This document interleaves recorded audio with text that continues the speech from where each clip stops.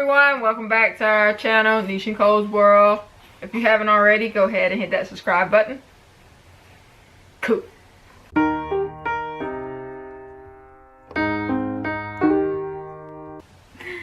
Okay, so I'm gonna say this series, because we're gonna drop 3 videos on this, is something that is overdue and that has been requested. So we're actually gonna talk about the journey to conceiving.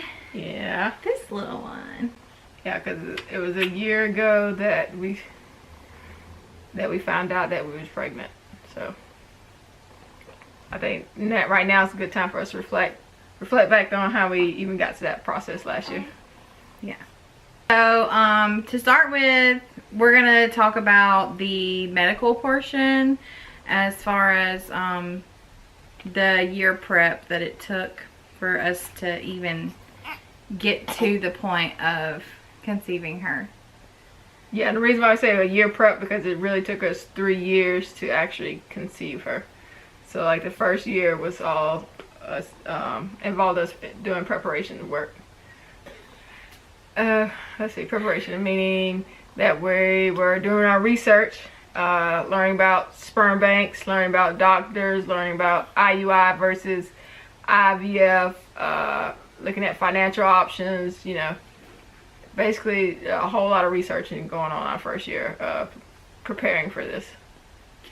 Yeah, so basically when we did get to a point where we were more financially stable, I feel that, you know, unless you're like rich, you're not really ever prepared for the amount of money that fertility treatments can cost.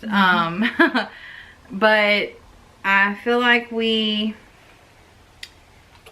got to a point where we felt like we were comfortable to go ahead and get started, and we knew that it could be a wait, a little time before we got pregnant, so we wanted to get started before the time that we knew we would officially be ready. Right. So in that process, I started going online and I found a reproductive specialist that we went to, and we did tests and all that stuff, and he just automatically wanted to jump into IVF, and it was kind of an unexpected like thing, because I felt like, well, we haven't even tried anything yet. Like, you do know we're lesbians, right? Like, it's not like we're sitting at home trying to get pregnant, you know? Along with that, you're PCOS and you not having a cycle, so we knew zero. We had zero to start with, and he just wanted to go ahead and all right, let's do it. Yeah, and for not knowing if we could even get pregnant, I mean, you know, there was a lot of things there. IVF is not cheap. It's very expensive. It was going to end up being like $30,000 a try, because my insurance didn't cover that. Most people's insurances don't cover IVF. So, I mean, we didn't have $30,000. I mean, lying around. $30,000 lying around. We didn't have $30,000, period. Not just lying around. It's not like we could be like, oh, let's sell something and we'll have $30,000. No. So, you know, it was kind of like, well, I don't think this is who we should go with, because there wasn't really a lot of options getting thrown around to us, and I didn't really like that.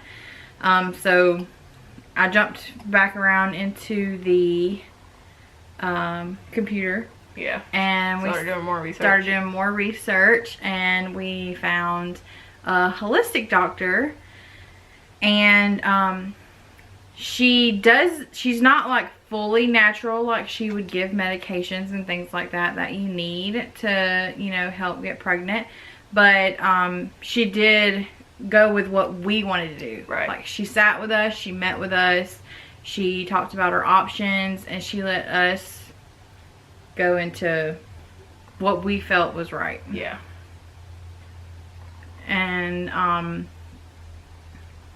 once that process got started, we decided we wanted to go with her. We wanted to give IUI a try. And then we started into the process of looking for a donor. Right. Yeah, looking for sperm. Oh my goodness, that was more tedious than we thought it would be. Yeah. Not only are there like a lot of sperm banks out there, and like it's not like it's common knowledge of who's the best sperm bank or where you should get sperm. I mean, we didn't know anything about that process. And the doctor, she did give us a list of places, but it's kind of like, well, all the places she gave us, they were like really expensive. Oh, like, yeah. Because like they're like guaranteed pregnancies almost. Well, they had a history of pregnancies. Yeah, but I felt like it was more so,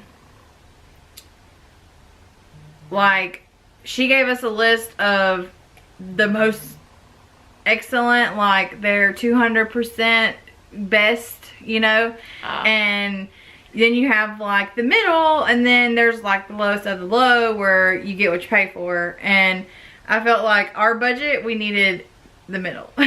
Pretty much, yeah. So we could try multiple times.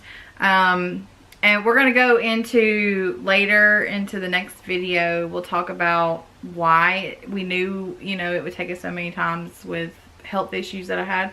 Yeah. But it was kind of just, we needed to find a sperm bank that was more our price range, basically. Yeah. And once we did find that, the problem then was we wanted African American sperm. Yeah. And for some reason, African American men do not donate. Do not. I don't know if you can dive into what you think that reason would be. I've yet to find out what the reason is, but it's like, when you're looking at sperm donors, everybody has a description of, you know, a mild description of who they are and what they look like, and they use what celebrities to compare themselves to. And, you know, we're looking at the descriptions like green eyes, fair skin, curly hair, and it's like, it doesn't have my characteristics. That's more like he clearly was mixed already, so. Right. And not only with that, but it was like I don't know if like the sperm bank staff just didn't know who certain people were or what. But I mean, we used this one sperm bank, but we used several different sperm donors. Yeah. Along our process in 3 years that we were trying. Yeah. But the last one that actually did work for us, we picked him because he had confirmed pregnancies before. And I would say that's probably a good route to go if you're going to invest your money. They had just started that option to letting you know that, because they didn't let you know that before. And it kind of helped us narrow down, like, okay, that's who we want, is someone that we know that's had confirmed pregnancies. Yeah. And you don't have to worry about like this person having like tons of kids out in the world and things like that, because they do have a cutoff of how many pregnancies they allow him to have. Right. So once he got to a certain point, they wouldn't allow him to donate anymore. Along with that, it's also when you said we went through same bank, just different donors. That something I didn't know on this process was sperm count. Like, that's a very, very important thing to know, to like have knowledge on. Yeah. What did we start with first? We started with like a middle count. I can't remember. It was like 5 million. Yeah. 5 million or something like that. Just because it was the cheapest, honestly. Because some of them would be different prices, and now looking back, I think maybe they were different prices because they knew they were more effective. Right. But you know, in the meantime, we were just at a point where it was 3 years, and we spent 3 years paying for sperm and paying for fertility treatments, and we just wanted to go with something that we could afford, and so that if it didn't work that time, we would be able to do it again. Right. Because you'll find that if you are having problems with trying to get pregnant, our doctor let us know, like, being consistent and keeping at trying. So like this month you tried to get pregnant, it didn't work, you need to try again next month. Right. Just getting your body into the routine of like, okay, it's trying to make a baby. Like, all right, getting your, basically it's muscle memory. You're trying to get that muscle memory going on with your body. Yeah.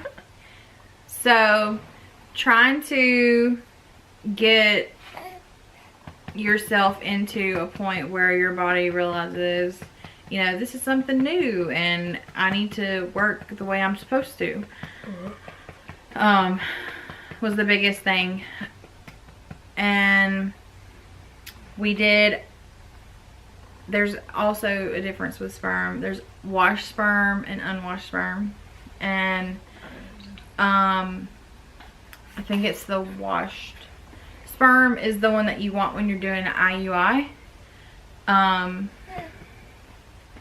because there's like IUI and ICI. There's like all these different things that you can try, and we should have looked up, because I don't know if it's still illegal, but at the time it was illegal to try to inseminate in the home. You couldn't. Federal or state? Federal. Oh, federally. You were not supposed to inseminate in the home, so obviously I know some people do this, but it just wasn't an option for us. Some people will find someone that they are close with and they'll sleep with them to try to get pregnant. We weren't comfortable with that. That's not something that we wanted to do. So, you know, we decided to go legal and go the medical way, and, you know, hopefully make it worth our while. Right. And washed sperm is what you would want for the IUI, so that the doctor can put it in. So next, do you have anything else? No. As far as the medical part? No, that's basically how our first year went. Just gaining knowledge and seeing what worked and what didn't work, and so we can move forward into our next process. Infertility. Yeah. So if you guys have any questions, because we weren't really sure if we should be like, hey, do you guys have questions, and go from there, or if we just wanted to tell our story. So I feel like at this point we're just telling our story. So if you guys do have questions, we would be happy to answer them. If you want to comment below, you know, or reach out to us on Instagram, because you can, you know, DM us there, and we can, you know, try to give you some answers and go from there. But our next video is going to dive into the infertility, and we will see you guys in part 2.